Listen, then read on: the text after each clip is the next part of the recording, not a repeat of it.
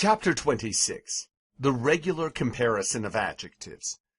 Chapter 26 covers the following: the degrees of adjectives, the formation and use of comparative and superlative forms, comparative and superlative constructions using quam, and the ablative of comparison.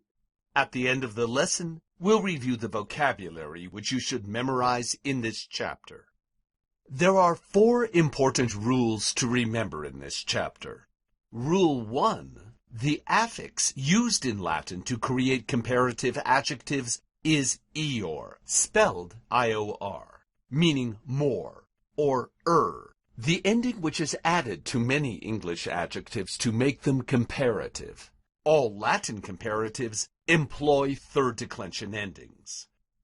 Rule 2. The affix used in Latin to create superlative adjectives is issim, spelled I-S-S-I-M, meaning most, or the equivalent of adding est to the end of an adjective in English. All Latin superlatives employ first-second declension endings. Rule 3. Latin has 2 ways to say than after a comparative form. A construction we'll call quam plus same case, and the ablative of comparison. Rule 4. In Latin, quam with the superlative means as whatever the adjective is, as possible.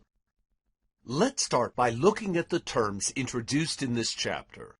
The concept explored here involves what grammarians refer to as comparison, how to say the equivalent of the English forms big, bigger, biggest. In doing so, the intensity of the adjective increases in stages called by grammarians degrees. These clarify how much an adjective's basic sense affects the thought being expressed by a speaker or writer. English and Latin both have 3 degrees. The first is called positive. For instance, big. It's the basic form of the adjective. This is the degree all adjectives we've studied so far have been. The second degree is called comparative, like bigger. It implies that something is more whatever the quality the adjective represents, which means there have to be 2 things and one of them is bigger than the other. The third degree is called superlative. For example, biggest. Here there must be 3 or more things, and one of them has the most of whatever the adjective's basic quality is. This one's big, that one's bigger, but that one next to the others is biggest. Let's start with superlatives, the highest degree, the counterpart of most, or est in English. Latin forms superlatives by taking an adjective base and adding issim, I-S-S-I-M, plus first-second declension endings. For instance, cert plus issim plus producing certissimus meaning most certain, surest, or dulc plus issim plus producing dulcissimus meaning most pleasant, sweetest. Did you catch that? Certus, dulcis, one's first-second declension, the other's third, but both use issimus first-second declension. That's good news, isn't it? No matter what the declension of the positive, a superlative is always first-second. And that's not all. If you order now, we'll send all Latin superlatives in a highly regular form. That's right. In just one small memorizing, you get most everything. Some restrictions apply. See Chapter 27. By comparison, comparatives, not so good. They're more complicated. Really the only thing complicated in this chapter. Do the same things you do to create superlatives, but instead of issim, add ior, I-O-R, representing both masculine and feminine, and you have a comparative adjective. In the neuter, that'll be ius, I-U-S. Unlike superlatives, comparatives are third declension. That includes all of them. So all comparatives are third. All superlatives are first-second, no matter what declension any of their positive forms belong to. Here's a chart with the comparative endings in all cases, numbers, and genders. No real surprises in the formation here. Even the neuter singular ius isn't all that unexpected when you think that us shows up in third declension neuters like tempus and corpus. The only shocker is that there are no I stem forms. As a third declension adjective, a comparative should be I stem, but it's not, for complicated linguistic reasons. If you're interested enough to know, ask me. And here's an adjective, brevis, fully declined as a comparative adjective. Brevior, brevius, brevioris, breviori, breviorem, brevius, breviore. And in the plural, breviores, breviora, breviorum, brevioribus, breviores, breviora, brevioribus. Again, note the absence of I stem forms. And another thing to note is the deceptive similarity between the neuter nominative and accusative singular of the comparative adjective, the ius ending, and the masculine nominative singular of the positive, just us or is. Thus, certius means surer, it's the neuter comparative, whereas certus means sure, the positive form, masculine. Likewise, dulcius means sweeter, where dulcis means sweet, masculine or feminine. Now let's address how to translate adjectives in the comparative and superlative degrees. The basic translations are more, comparative, and most, superlative. But the comparative can also convey a sense of rather, quite, too, that is, more than is necessary. The superlative can mean very, exceedingly, that is, the most ever seen. So, the higher degree forms don't always compare two or more things. Sometimes they just intensify the adjective's basic sense.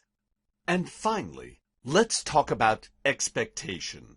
When an adjective is comparative and has its basic sense, more, what do you expect to hear after it?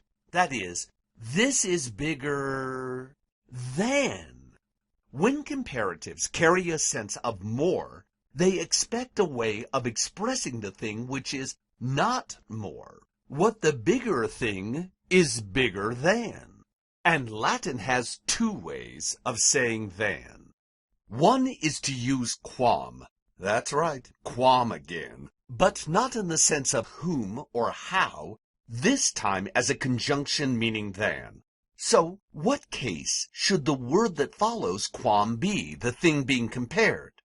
Quam's not a preposition, one of the few things it isn't, so it's not going to take an ablative or accusative automatically. What's the grammatical relationship between the two things being compared? For example, this is bigger than that. Grammatically, comparison operates the same way as apposition, because two nouns are equated, or in this case, not equated, but grammatically, that's the same thing. So how do appositives work? They take the same case as the noun to which they're being equated. That's exactly how the noun after quam works. It's put in the same case as the noun to which it's being linked and compared.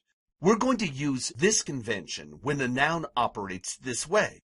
If I underline such a word and ask you, what case and why?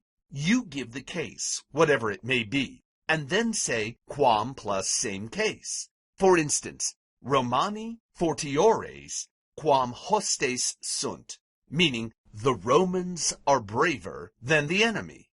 Hostes is nominative here because it's being compared to Romani, the Romans, which is the nominative subject of the sentence. Let's practice that a little. Take the sentence, fidelior isti quam, some form of ego, eras, meaning you were more loyal to him than some form of I. What case of the first person pronoun ego should be used here? Well, What two things are being compared? Isti and ego. What case is isti here? It means to him, so it's dative. Thus, ego should be dative too, right? What's the dative of ego? Mihi. Let's try another sentence. Nihil pulchrius quam, some form of libertas, scio, meaning I know nothing more beautiful than some form of the word liberty. Can you figure this out on your own? What's being compared? Nihil and libertas. How's nihil functioning in the sentence? It's the direct object of scio. So it's what case?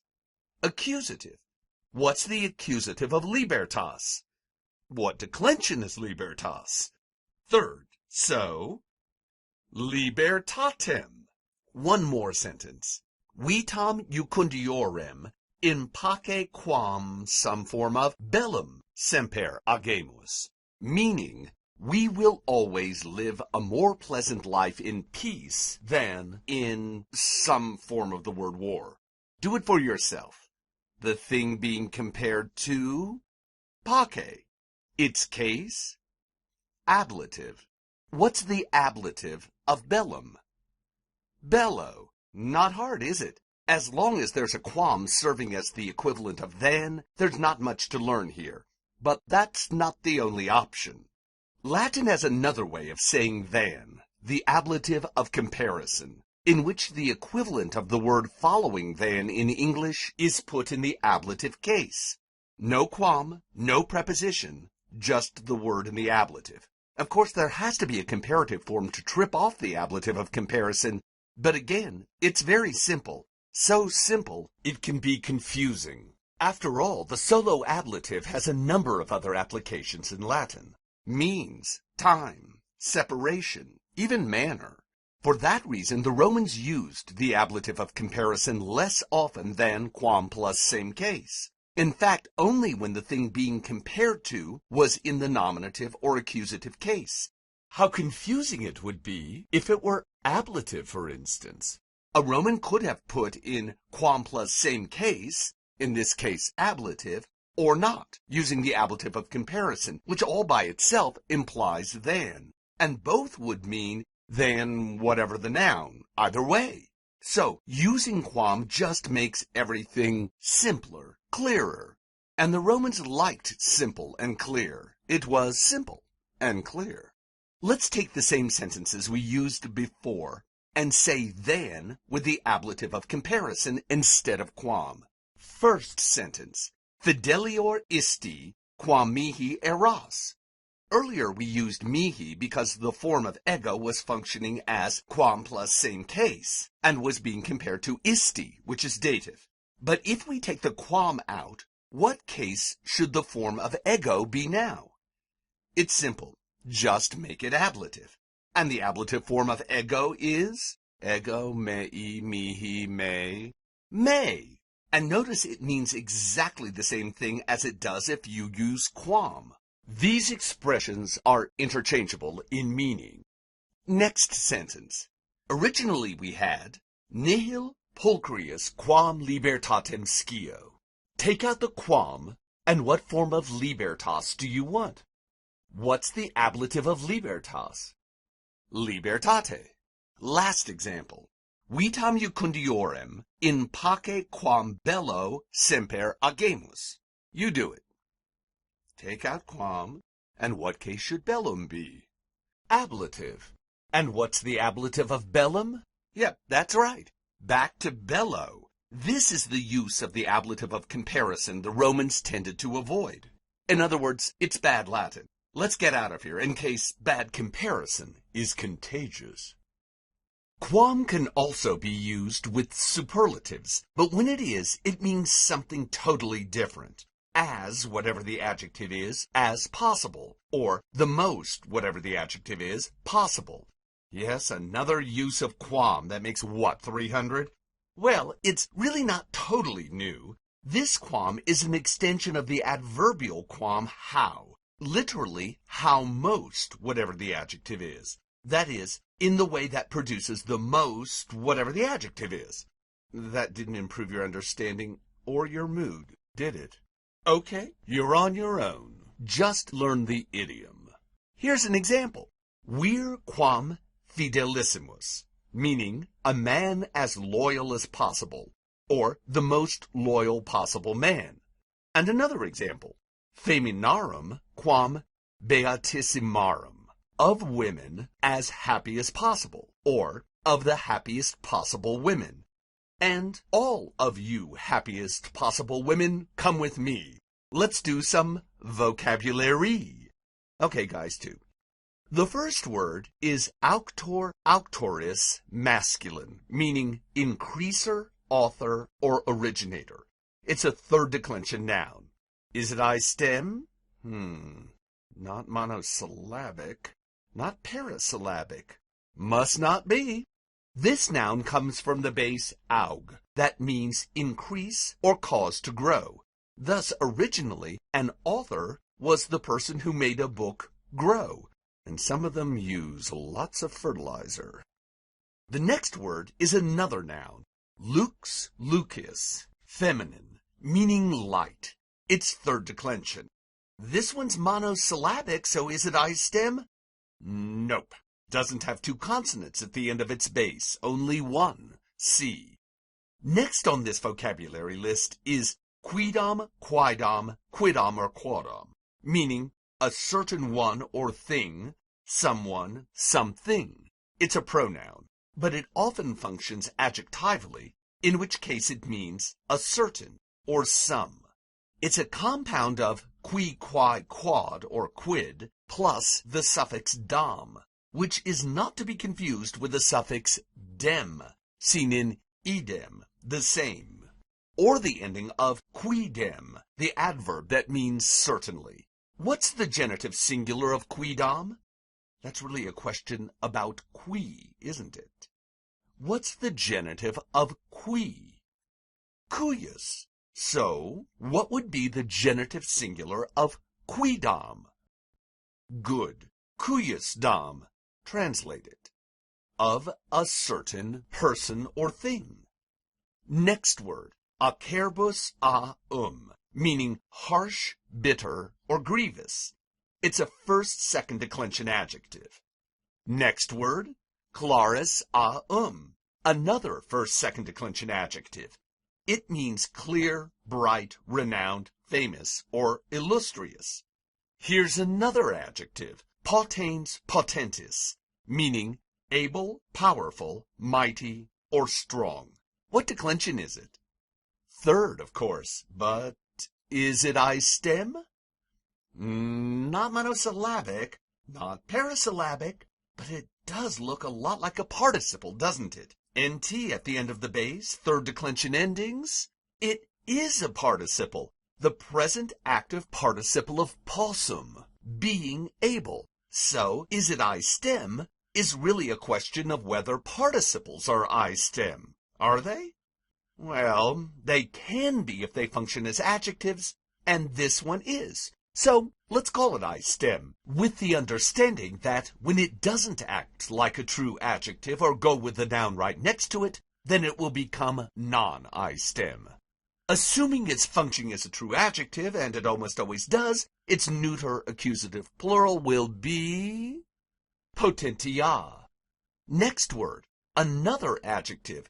Could it be that this is a chapter about adjectives?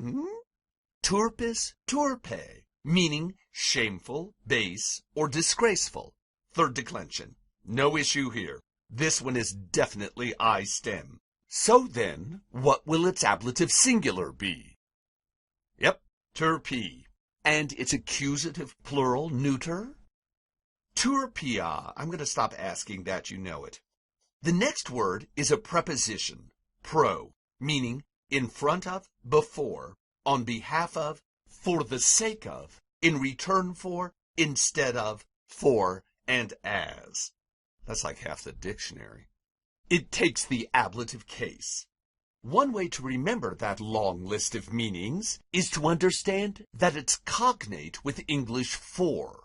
Thus, Latin pro and English for share a number of basic senses, including a locative sense, in front of, before, and two figurative senses, for the sake of and in return for.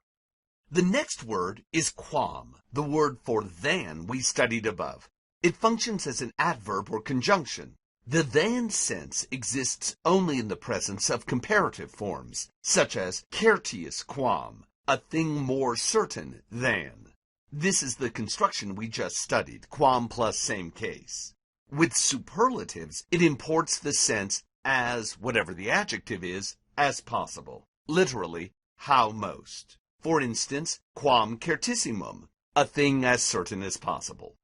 As we noted above, Latin has a number of quams, including an adverb that means how, and a relative pronoun form which means whom, accusative singular feminine.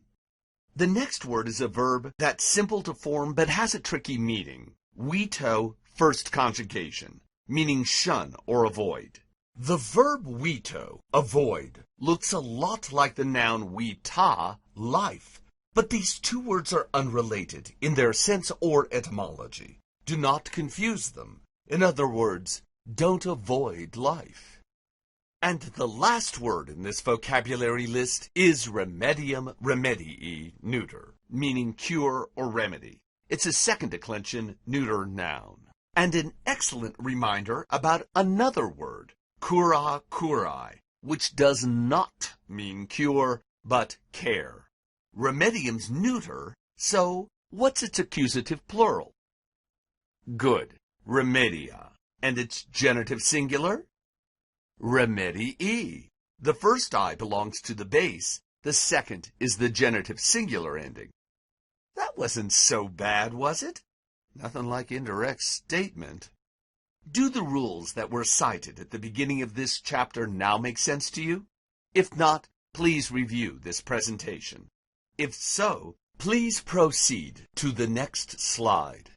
For the next class meeting, please bring in a copy of the practice and review sentences for Chapter 26. Nihil pulchrius quam bona discere est.